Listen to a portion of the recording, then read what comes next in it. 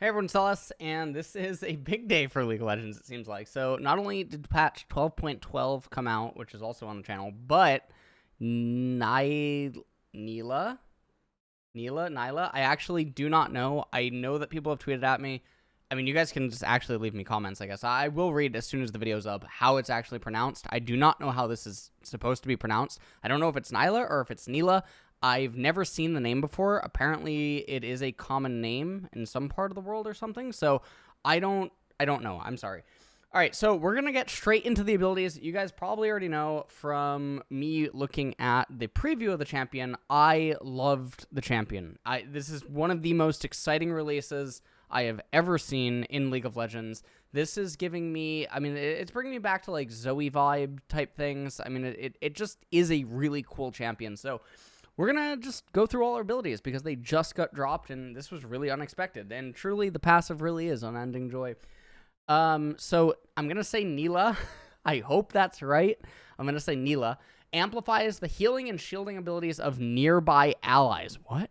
Allies that healed or shield Nilah grant a bonus heal or shield for themselves. What? And when an ally champion heal or shield themselves near Nilah, she gives herself a bonus. If Nilah last hits an enemy champion, she and her nearest allied champion will gain the normal amount of shared experience plus half the experience that would have been lost in a sharing. Oh my god, it's Mordekaiser! Oh, Mord. For those guys that don't know, Mordekaiser was probably one of my most played champions prior to him being reworked. He was also one of my first ever champions when playing League of Legends. It was him, Vladimir, and Fiddlesticks who were my first three champions that I actually played in League. And so the passive has a special place in my heart. So that is really cool. We're just actually getting to see the abilities right now. That is nuts. This is super nuts. I feel like Riot finally might have hit the mark. They might have actually made a legitimate bot lane melee marksman. And they wanted to do this with several champions. You guys might remember they wanted to do this with Aatrox. I think that they wanted Samira to sort of be like melee. It didn't really work. They've wanted it for a long time, and I feel like they might have found a way to do it. Q, Formless Blade, active. Nilah's Formless Blade strikes in a line, damaging all enemies hit. Hitting an enemy will briefly increase Nilah's attack range and attack speed, and empower her basic attacks, causing them to splash in a cone and deal additional damage. Awesome. Passive, attacks and ability damage against champions, ignore some of their armor, and heal Nilah for part of the damage dealt. This effect scales with crit chance and converts any excess healing into a shield. Okay. So, scales with crit chance is cool, so I guess alright, so she will most likely build crit. This is obviously, honestly, this is... put on Rihanna, you know, this music video S&M, because this is totally perfect. W, Jubilant Veil. Nilah shrouds herself in a I can't say this word. Jubilant Veil, and briefly gains bonus movement speed, takes reduced magic damage. Interesting. And reduced... Wait, she gains bonus movement speed, takes reduced magic damage, and dodges all incoming basic attacks. That's insane. Touching an allied champion hides them in the veil as well, but they'll be protected for a shorter period. What?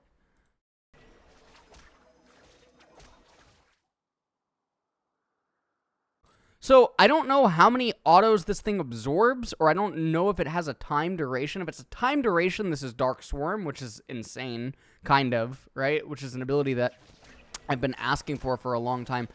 It seems like it avoids 2 auto attacks or something, or at least that's the way that it seemed from the video. E, Slipstream. Slipstream lets Nilah dash through a target unit, traveling a fixed distance every time, and dashing through a target unit. So I imagine that means wards, which means that she can go over walls with it. Damaging all enemies she passes through. She can store up to 2 charges at once, okay? Cast Formless Blade during Slipstream to pull a wave in your path, dealing damage after a quick delay and granting Formless Blade's enhanced basic attack effect, okay? That's obviously a lot of maneuverability. That is okay. I mean, obviously it's very good. This ability is very useful. This ability is extremely useful. The passive plus the W is insane. Apotheosis. I hope that I'm saying that right. Nilah unleashes a surge of power, lashes her whip in an area around her, and with a final burst, pulls enemies in toward the center, okay? Apotheosis heals Nilah for part of the damage dealt, converting any excess healing into a shield, so she can use this as match HP with no penalty. This effect scales with crit chance and is granted to nearby allies. Oh my lord. This is... Oh my lord. Oh, it's so... So, interestingly, the leak videos that ended up happening do not have some of the abilities. So these abilities have actually gone through a rework, which is very... Okay, so that is very interesting. So the leak abilities ended up not being totally accurate. This is insane. It's an insane startup for an engage. The fact that she can cast this at max HP, the fact that she can do so many things off of this as well, and pulling everyone in, obviously melee range, etc. It's totally insane. This is a super, super nutsoid ability on a marksman. Has like a Samira kind of, a Samira meets Rel kind of a vibe to it. I think the passive that she ends up having is super broken as well for the healing and the shielding. This just seems like it's going to be so oppressive in bot lane. There's going to be so many champions that have issues. Now, one of the thing though is that the W with the magic damage and the auto attack stuff, the R setup, I wonder if she's going to be able to also potentially go mid lane, because obviously she'll have synergy with junglers in the later stages. It's going to really depend on some of her ratios.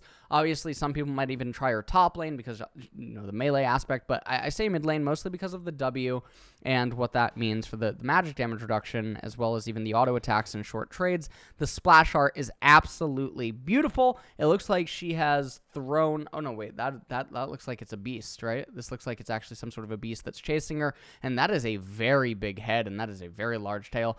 And the beast has completely destroyed Gangplank's ship. So this is, you know, I mean... Not really too sure what's going on there. Some of the aesthetics of her do give me like Titus from Final Fantasy X vibes, if you guys remember Titus. And then the skin right here, that is a really cute dog. I don't think that's a Poro. I think that's a dog, right? So that's obviously really cute. The skin looks very good. This is a little bit early for like Aquaman, to be honest. I feel like maybe this release could have been timed better for like Aquaman. So there's that whole thing going on. But then again, maybe Aquaman might flop. You know, I don't. You know, it might end up in the dep end. You know, in case you guys haven't heard, there has been some controversy surrounding that film. And it might end up just being a total wash. So we don't really know.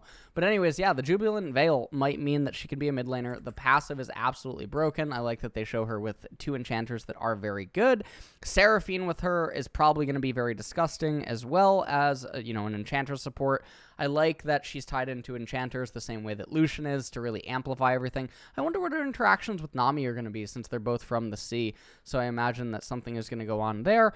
But all in all, just a lot of really cool stuff. Bilgewater themed champions going on here. And yeah, I think the champion looks exquisite. And it's my favorite reveal release that I can recall in forever. So I'm very excited. And I look forward to playing it. So that is it. And I hope that you guys too.